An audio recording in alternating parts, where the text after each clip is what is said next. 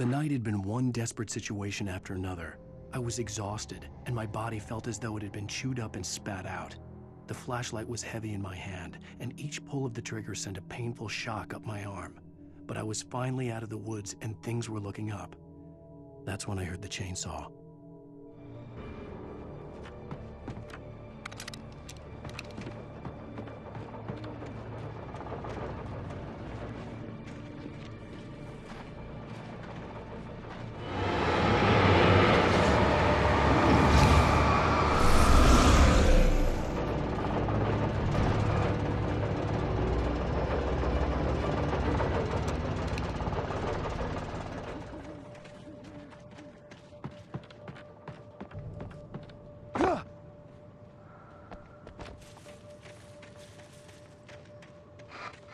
I had heard the plane fall. It made no sense. It was clear that it had just fallen here, but it was very old and obviously hadn't flown in decades. Looking at it, I sent a shiver down my spine.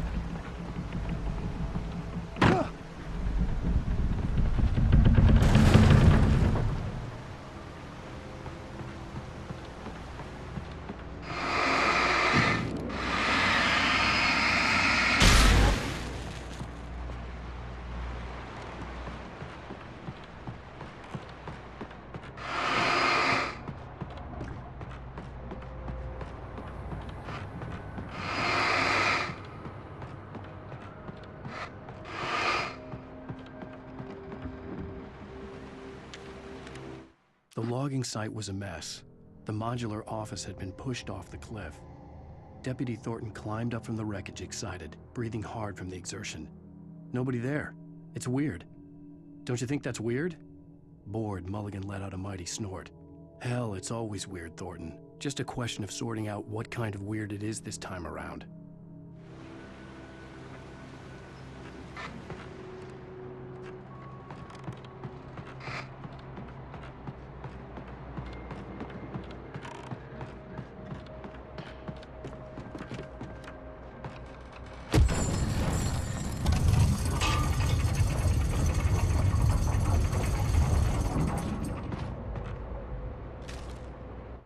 When Barry saw the darkness attack the visitor center, it made him a believer. The men Al said he'd shot, they hadn't been just locals on crank. Somehow the world had changed, like the channel had been switched without warning. You think you're watching a sitcom, and you're really watching a horror show. When the birds started attacking the cabin, Barry wasn't surprised, just terrified.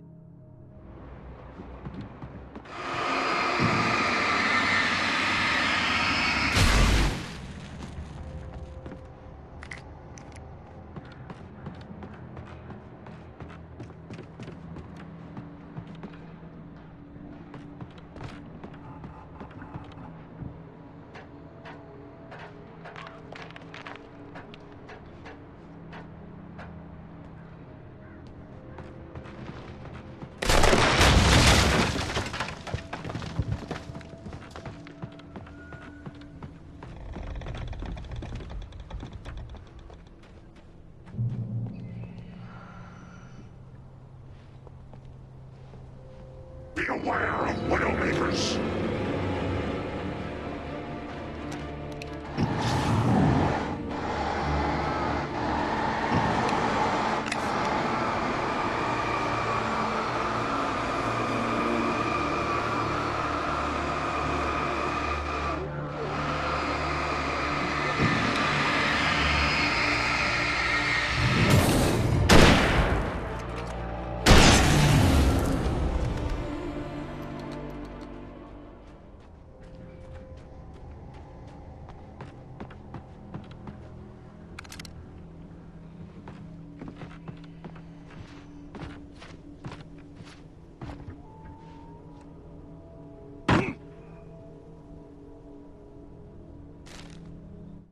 Shadows stirred and the wind picked up as I ran through the forest.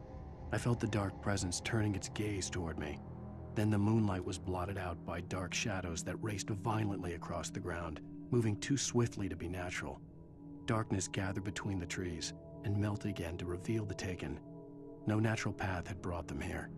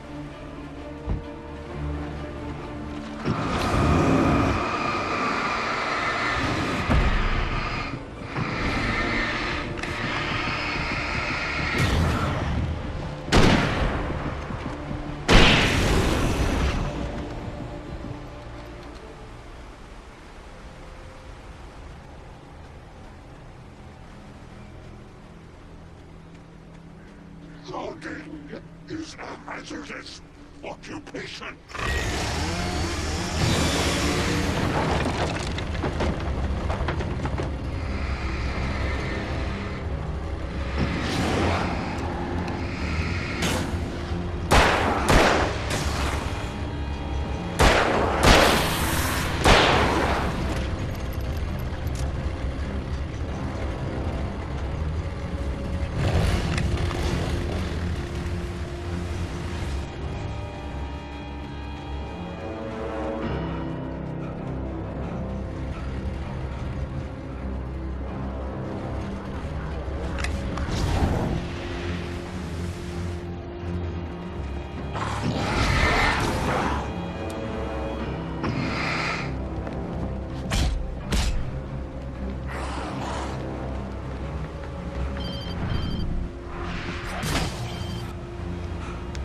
Barry?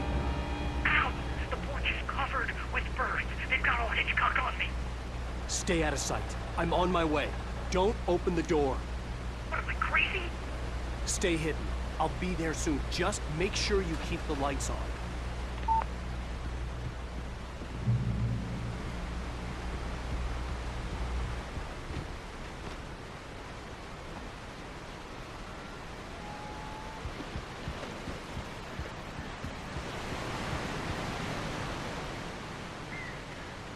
I still had to reach Barry at the cabin, but at least I was out of the woods.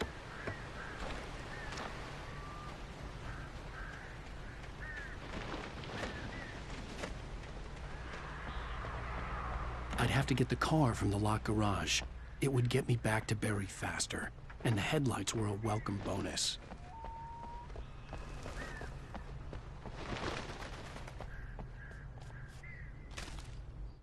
The FBI agent's command froze me in place. I considered surrender. It was all falling apart anyway. I could give in, let someone else deal with it, but it felt all wrong. Call it instinct, his posture, the way he held the gun. He was no friend. Shots ringing in my ears, I leaped for the hole in the fence and stumbled into the darkness beyond.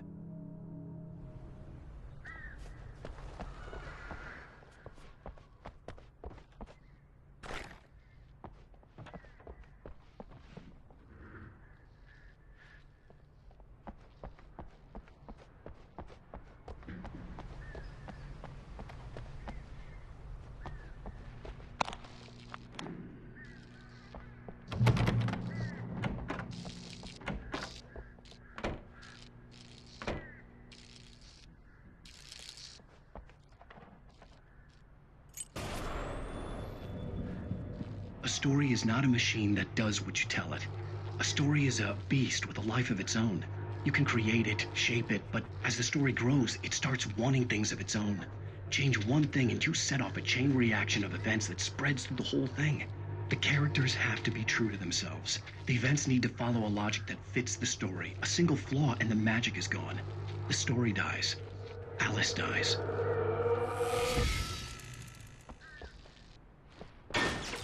You can learn about nature and yourself.